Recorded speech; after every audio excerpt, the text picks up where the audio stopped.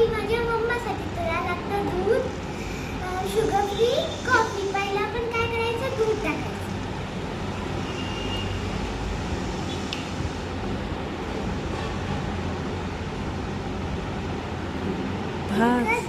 बस.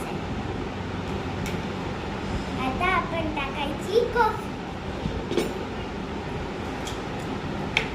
तर आपल्याला टाकायची 2 चमचे साखर. 2 नाही 1 बस.